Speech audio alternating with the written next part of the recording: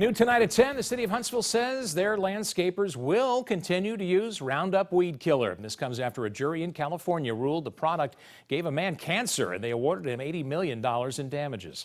Thanks for joining us tonight. I'm Dan Schaefer. Nadja Sherman has the night off. Way 31 has worked over the last 48 hours to find out where the city uses this weed killer and why they will continue to use it. Reporter Cody Fisher is live in Huntsville in an area where that weed killer is used. Cody?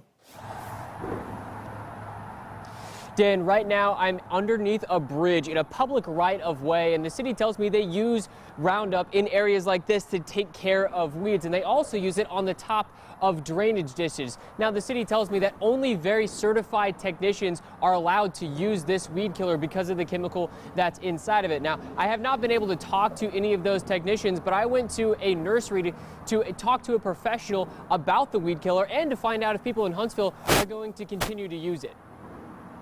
Rebecca Teeter uses Roundup. She's going to continue to do so because she takes many precautions. At least wear a mask, gloves when you're applying those type things. Jeff Bennett is the owner of Bennett Nurseries. He says the chemical at the heart of the Roundup lawsuit, glyphosate, is in many different brands of weed killer, which is why it's important to read the instructions of any chemical you use. Following the label as it's designed to be used, I think, is more important than what you're actually using.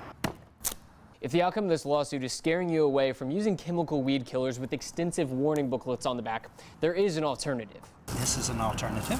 On top of tearing up the weeds by the root, you can also get an organic vinegar to kill weeds. Basically, with that acid, you're burning the top of the weed down. The maker of Roundup, Bayer, says they're disappointed in the jury's decision and said in a statement, quote, "Regulatory authorities around the world consider glyphosate-based herbicides as safe when used as directed," end quote.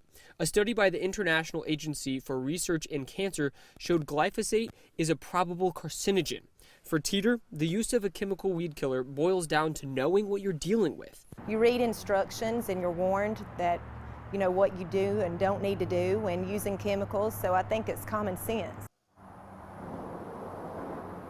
The city of Huntsville tells me they're constantly evaluating the type of weed killer that they use in areas like this throughout the city, and they would not ever intentionally use a product that would put employees or the public in danger. And they say that they would need to see more scientific data showing that glyphosate causes cancer for them to stop using it throughout the city. Reporting live in Huntsville, Cody Fisher, Way 31 News. Thanks, Cody. The court ruling in California is expected to be appealed by Bayer.